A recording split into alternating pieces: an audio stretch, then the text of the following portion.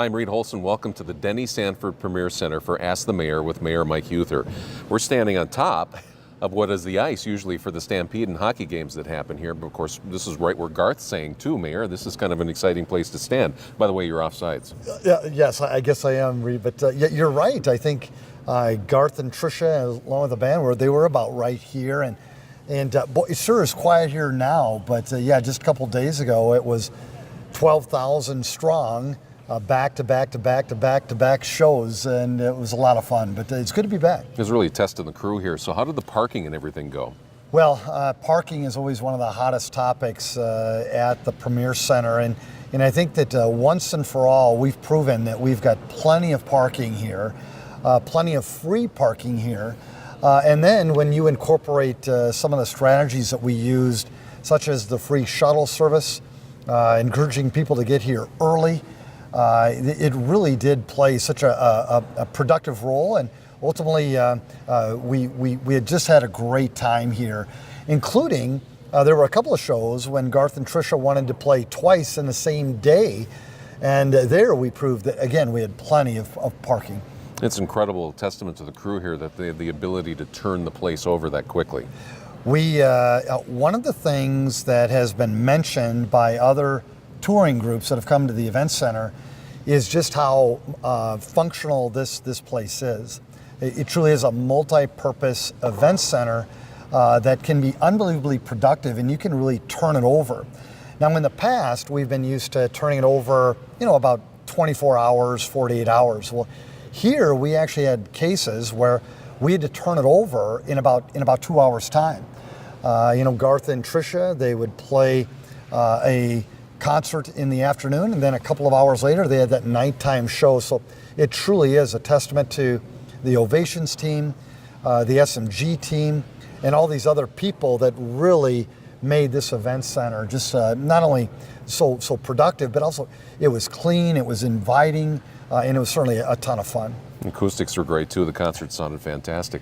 I'm glad you enjoyed it, Reed, and hundreds of thousands others did as well. And Sioux Falls, again, that was just something that, what a testament to you as citizens, as taxpayers, and to our city, that we had people from all over the world that when they came in here, they're going, this is unbelievable.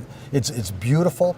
Yes, it's so high quality, and people really did have a good time. And certainly, we encouraged them to spend some money when they were here too. And boy, they certainly did. Not only at the show, it was one of the highest producing shows that we had in terms of people spending their money while they were here, but we also know that they were spending a lot of money all over town as well.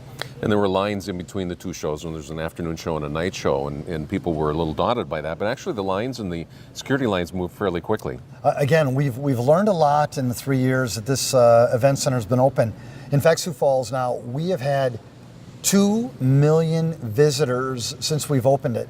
And yes, every now and then you do have to wait in line just a little bit, especially with the security concerns that we have. But yeah, the investment that we made in the security equipment, the security personnel, is really paid off. And so yeah, we can get people in a timely and safe fashion, and we can get them out in a timely and safe fashion too. So we had all the Garth Brooks and Tricia Yearwood show. Then they tore down and put down dirt for the rodeo. Still smells a little bit like a rodeo in here. Well, yeah. But now it's cleaned up. Isn't it amazing? We go from 9 sold out country music shows, and then all of a sudden you turn around and you have one of the biggest rodeos in America here too. And now here we are, a couple days later after the rodeo is done. And just look how it is still, it's brand spanking new. It's got that beautiful look. We've got good people that are working so hard to really clean it up. But yeah, we are on the ice. We'll be ready for the next show or the next convention, the next big event, and can hardly wait for it to happen. It's going to come. Supreme Court ruling on the event center siting situation. Help us understand that, because I think it's confusing for a lot of us. The $1 million settlement, is there money and all of that? So please spell it out for us. Well, I'm not an expert, but I'll do my best. The city of Sioux Falls did negotiate a settlement with some parties when it involved the event center, the metal paneling outside of our event center. That happened now almost 3 years ago. And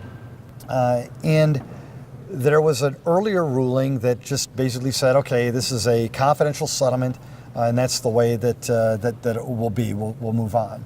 Well, the Supreme Court, they made a ruling that overturned that lower court verdict. And so now we did release the entire settlement agreement to the public. And so that's been analyzed now. Our counsel has questions. We've been answering those, both in person as well as in writing. The media certainly has had some questions. The public has had some, and we've done our best to answer all of those. The thing, though, that I want folks to understand is that settlements are part of government. They're part of a family. They're part of a church. They're part of a small and large business. And yes, they were part of Sioux Falls city government as well. And we worked on behalf of the citizens to try to come up with a good settlement. I think that we came up with not only a good one, but a really, really good settlement. And ultimately, the city of Sioux Falls will win. However, again, there's always questions when you're involved in any settlements, and there certainly were in this case too. But the bottom line is that the event center will be taken care of as far as the maintenance aspect going forward. As we determined years ago, our event center is doing exactly what we always wanted it to do. It's a great quality of life investment. It's an economic development generator. It's absolutely beautiful inside and out. It is protected from the elements, and yes, we do have elements here in South Dakota, Reed. But yeah, it's served us well, and we know it will serve us well long into the future too. Let's talk about the area around the entertainment center, the Denny Sanford Premier Center. It's called the Entertainment District. Yes. Some people have moved in, some people have moved out. What's it look like for the future? Well, I think that it certainly looks good. We've already had more development than we were already, kind of planning for or hoping for. And I think as that word is spread about the success of the Denny Sanford Premier Center, the Convention Center, and yes, the arena, when you have all that combined, you can really have some monster shows such as Pheasant Fest, which is coming next. So I think it bodes well for this area. We've got a brand new hotel that's being built with some convention center space, hotel, bar, and whatnot, and there will be others as well. Right now, there are a couple of pieces of property right across from the event center, Reed, that we've been working with not only the county government, Minnehaha County government, but also our armed forces too, to see if we can find a way to get access to that land too. Because it's a great location. Once we can free it up, we know there will be some wonderful development opportunities there too. Yeah, we were talking about, of course, the old Elks Club in that area by Elmwood Golf Course. That's right. When is the due date for the hotel to be finished? Soon. I know that they're getting closer all the time, and so I'm really excited for that one. There were a number of folks who just thought, well, not much is going to happen after we build the event center, and I think we've proven that there's plenty of good things happening. And what's kind of fun about that particular project is that the developer of that hotel, they're already ready for another one. And in fact, if they could build one right next door, and there is some property that we're negotiating on now, they would do it just like that. So again, Sioux Falls, I think that we're wrapped up into 4 years of record-breaking construction. We want everything now. We want it done fast. We want it even more grand, and maybe I'm to blame for that, Reed, and I accept that.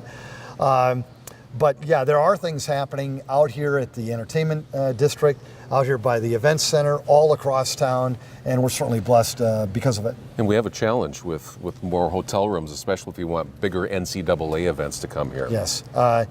One of the things that these big conferences, these big shows, these big events, that they do demand is that they do want adequate hotel space, adequate convention center space, They want, their athletes safe. They want their fans safe. They want, access in. They want access out. And these are those things that we've been working on as a city in concert with Convention and Visitors Bureau, the Chamber, and others. And we've really come a long, long way in a short period of time. And yes, probably the catalyst to all of it was this grand building called the Denny Sanford Premier Center. $117 million investment that certainly has come out of the blocks really, really strong. 88th busiest event center in the world. And after Garth and Tricia, I think we're gonna beat that. But certainly, this has been the catalyst for all the good things around this area in our great city. But we've still got more work to do.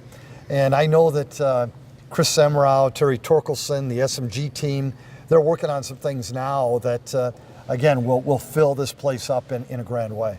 So, just have to ask, are you still happy with the size that it is? Do you wish it was bigger? I personally, I love the size that it is, because remember, one of the goals that we set out was that we wanted to operate it in the black, okay? Building an event center is one thing, operating it is another. And so I think that we found a really good size for our event center in the great city of Sioux Falls. Now, when you have sold out shows, there's always that hunger to, could we have added 500 to 1,000 more? And one of the things that we are looking at now is actually looking at some of this space to see where can we add additional space. And that was one of the specs that we had for this building, is that we could eventually, build it out a little bit more and add more seats. But yeah, I think that the size we have is going to serve us well for generations to come. Now, will there be heavy demand for some of those shows? You bet. Is everybody going to be like Garth and Tricia and do it 9 straight times? No, probably not. But again, I think that we've got an event center that is serving the public well. It's been an economic juggernaut. It is absolutely beautiful and functional. But the word is also spreading that when you hold a show here, you want to come back. And that's been, that word is spreading and doing well too. Tax increment financing. Sure. It's a tool that's been used across the city. Is that something we'd consider using out in this entertainment district? Well, I'll try to give a brief little description on it. It's called TIF, or tax increment financing. Thank you, Reed.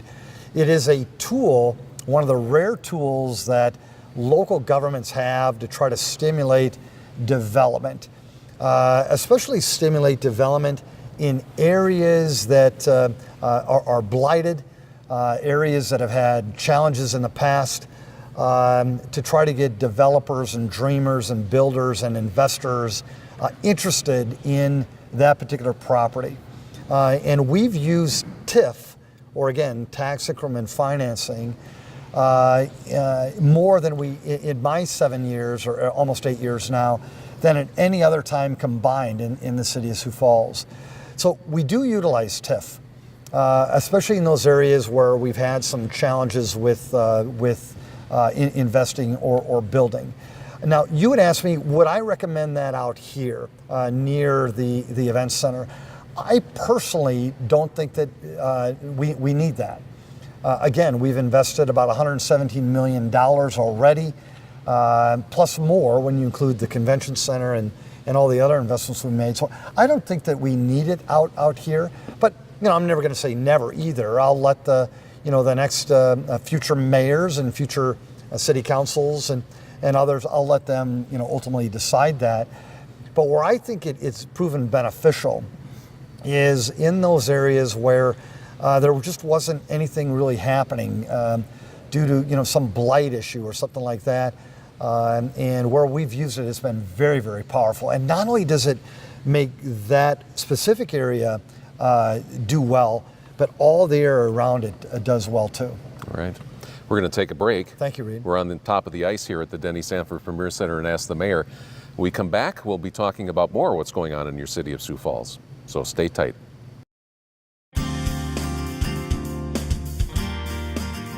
Hi, Dr. Score here from Falls Community Health. It's that time of year again and time to get your annual flu shot.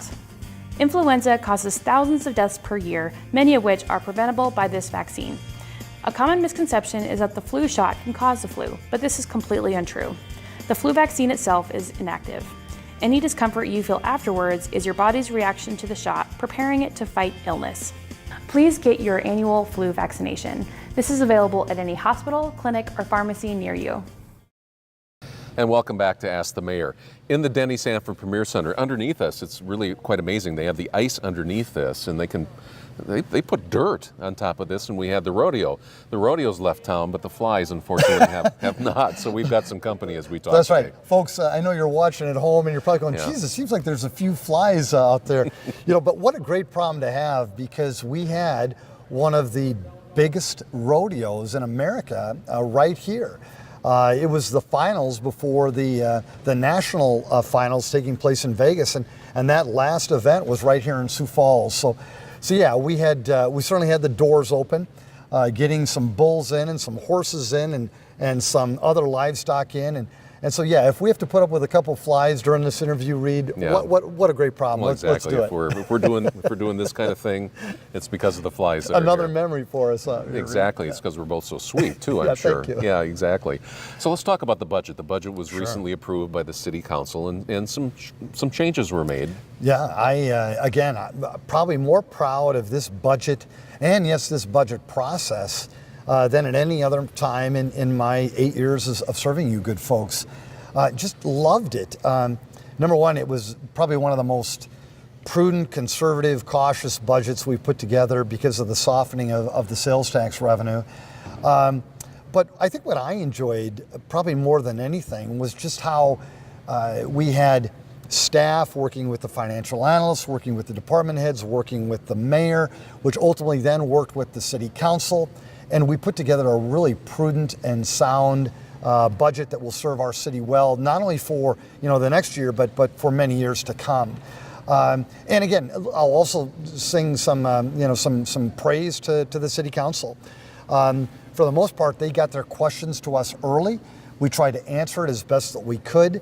They did have some changes to it.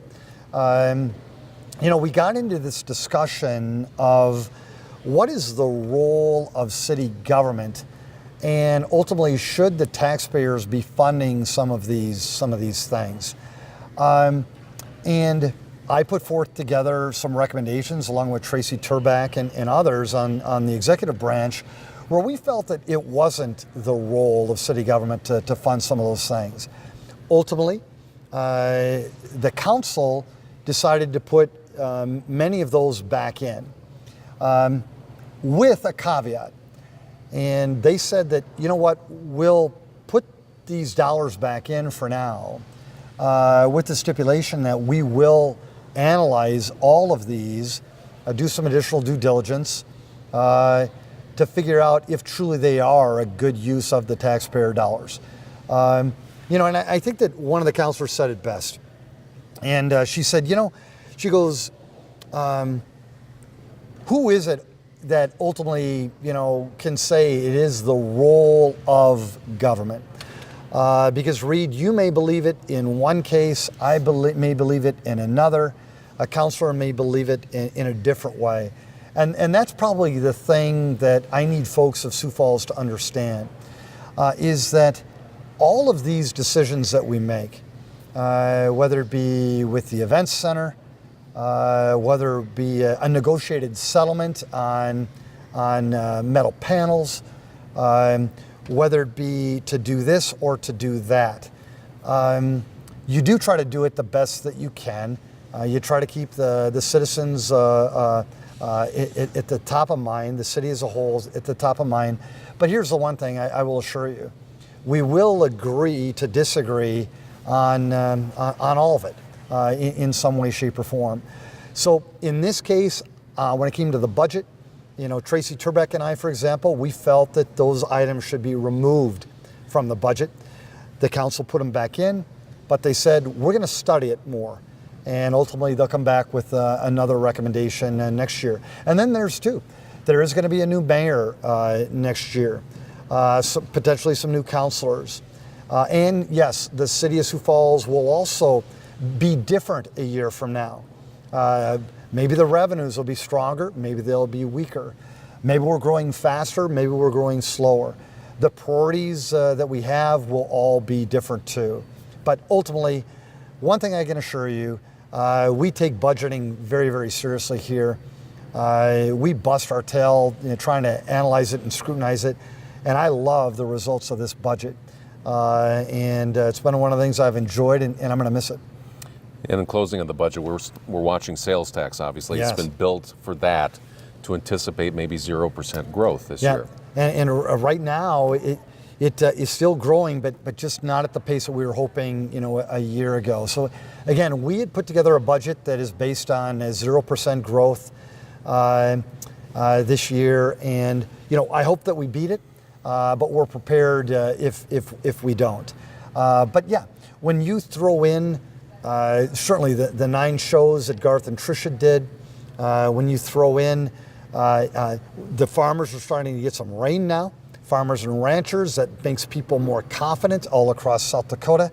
And so, yeah, we hope that, those things, along with hoping that the people of Sioux Falls understand when they buy local, how those dollars and those sales tax dollars turn into fixing potholes, adding police and fire personnel to your team. Doing this and doing that, when you buy local, it really makes a dramatic difference versus buying it on the internet. Speaking of roads, yes. Orange barrel season's coming to an end, but wow. Boy, there's you as mayor, you've talked about it over the years. There's so many roads to fix and so few dollars and not a lot of time. Reed, one of the most productive road construction seasons we've ever had. The weather actually turned out really good, even though that the drought impacted us in other ways. It really spurred on a road improvement and road repair. Now, folks, you're watching the Ask the Mayor program here. It is October, and we are going to try to repair roads throughout all of October. So for those of you who are kind of hoping that we'd get rid of those orange barrels quickly, no. We want to keep them out as long as we possibly can. So if we can get asphalt, if we can get concrete, if we can get some good weather, we're going to keep tackling these roads and making them as smooth and safe as we possibly can. And we're making data-driven decisions on which roads to refurbish or rebuild. And I think that's one of the things that citizens should understand is that we do try to be as objective in our decision-making as we can. And that includes now with our road repair, we now have a way that we've analyzed every road in our city. We've given it a rating, and now we've identified the worst roads or those in most dire need of repair in Sioux Falls, and those are the ones that we're going to tackle with our resources and with our money, and the budget reflects that. I know the councilors wanted to know, are those worst roads going to be tackled now, Mayor and Mark Cotter and team, over the next year, 2 or 3? And the answer to that is yes, they are. All right, very good. This building is an example of working with human relations, and I think from what I've heard and seen the data, a lot of our biggest complaints coming in our human relations office is Americans with disabilities, and that's right. And how we're dealing with those people that need some help. Not all of us have the ability to move or to walk or to stand or to see or to hear as others. So there are folks that have these challenges in life. They may have some disabilities, and in Sioux Falls we take that seriously. When we repair a road, we also try to make sure that access to the sidewalk is upgraded for the person in the wheelchair, the person who's blind, or whatever it would be. Well, that same thing applies here at the Denny Sanford Premier Center, folks, and that is, we came a long way from the old arena. And now, if you peer around here, there's a lot of great places for people to enjoy the activities of the Premier Center. If you're in a wheelchair, if you're blind, whatever it would be. And we really take that seriously, including places to park.